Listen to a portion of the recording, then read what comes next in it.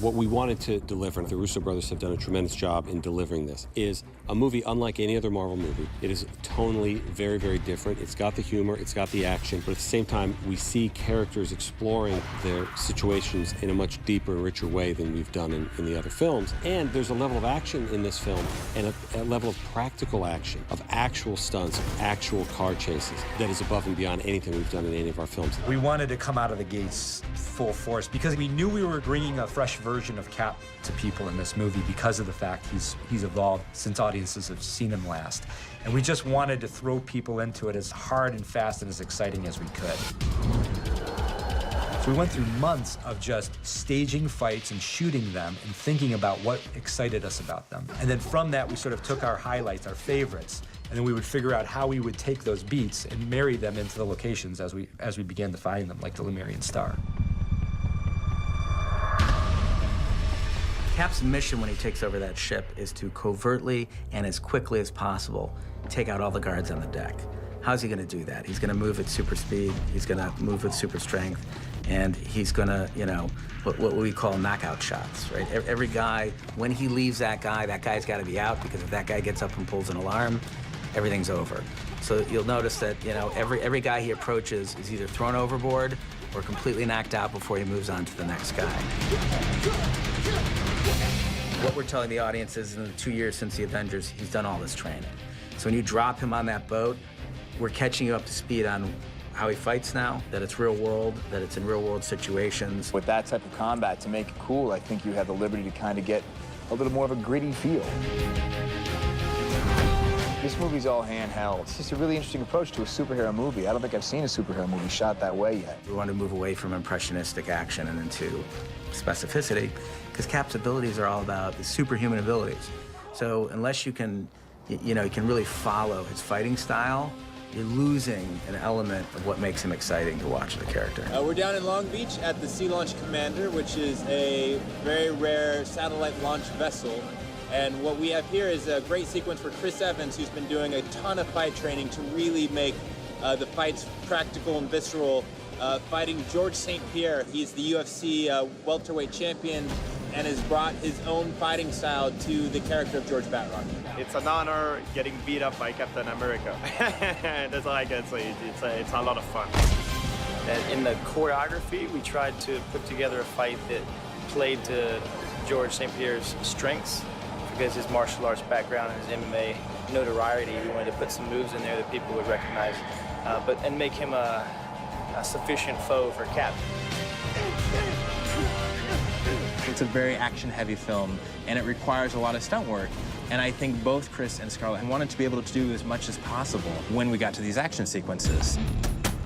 For me, just having done 3 films so far with Marvel, and also with this, you know, with the same stunt group, I know what the ins and outs are more. I feel way more comfortable fighting. I feel way more comfortable hanging 60 feet in the air. Scarlett and I have worked together quite a bit now. Her double is Heidi Moneymaker, who I hired and put them together on Iron Man 2, and she's doubled her ever since. She is truly one of the best stunt women in the world. Thank you to Heidi Moneymaker, who the 2 of us have now fused into one person. I think we try to push the envelope with each film, and there's already these kind of established moves that people recognize and are really into, so we get to play with that a little bit. We sort of have a style, or we have her style, and so every time I come onto a new movie, I go with the flow, and then I start trying to put in really widowy, kind of flippy, twisty, lucha libre type fun moves so that she still has that flair to it.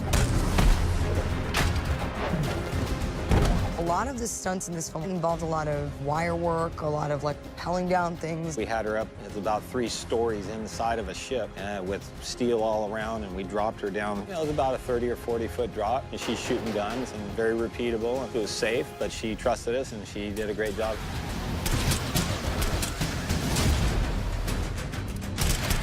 The Russo brothers infused this storyline with a film history that they bring to the set that I think is very unique. They're holding this film up to some pretty high standards. We used a strong visual element for this movie that we kept holding out in front of people, the bank robbery in Heat. Experientially, this is still the most intense 8 minutes of filmmaking I've seen in 20 years in a movie theater. How do we beat it? There's a car chase written into the script. We love car chases, but it's like, how do we bring something fresh to the table in a car chase?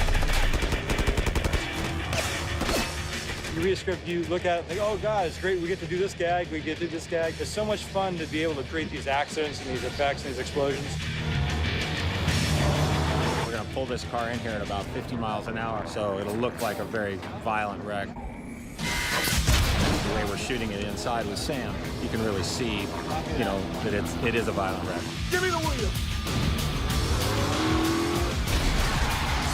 I get to do a whole bunch of driving. I get shot at a lot. I love coming back into this world and putting my scar on and being Nick Fury. Get me off the grid!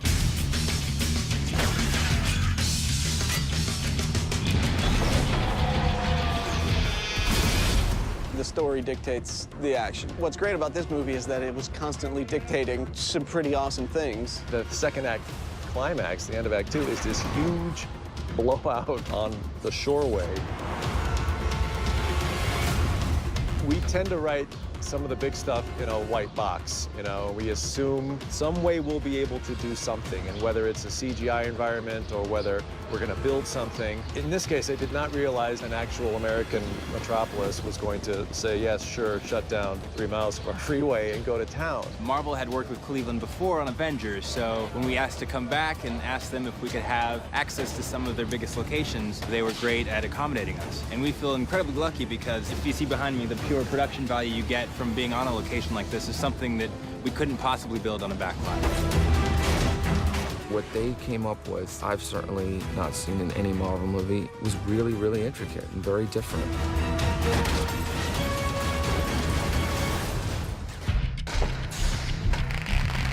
I think we developed a really efficient system between our stunt team, our camera department, in a way that we could execute these things where they were really well planned out before. There was a lot of stunt biz that was done. So the stunt team was shooting a lot of their fight choreography. They were shooting it from the angles we knew we could sell the hits from.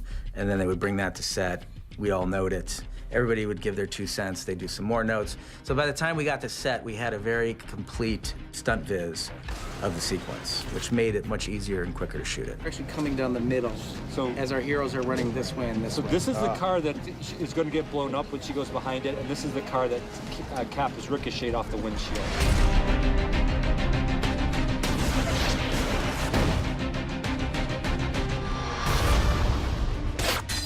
All of the fighting is last minute. It's really a fight to survive.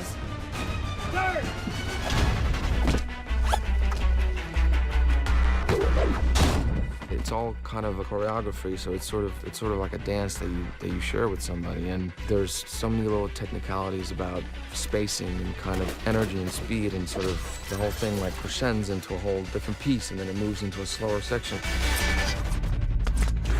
Sebastian's a great Winter Soldier, really low-key, down-to-earth guy, showed up, you know, for the rehearsals, and the fight training was just a sponge. Just whatever you guys want to do, man, I really just want to do good. And I'm telling you, the guy has amazed me. My friends were making fun of me. I was just kind of like walking around the house for a while, just sort of flipping this plastic knife. I mean, I was like driving in intersections and just flipping it in the car. 5, 6, 7. Oh, yes, that was money! That was money! Love it!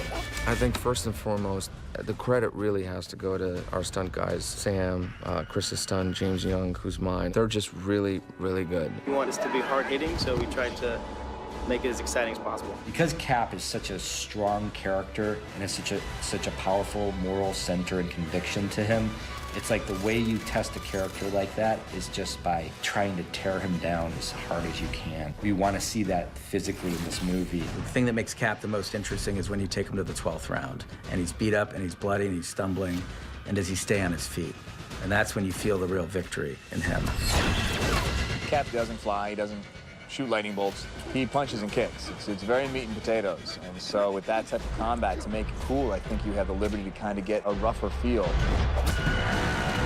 We often think of filmmaking as alchemy. What do you combine, and how do those elements combine? And it's fun to take 2 elements that are a little incongruous, and you're not quite sure what they're going to do when you put them together. And I think that was the sort of 2 elements of the style, sort of like handheld verite, you know, versus like the massive scope of the world and sort of the big shots. We just said, oh, let's figure out a way to smash those 2 things together.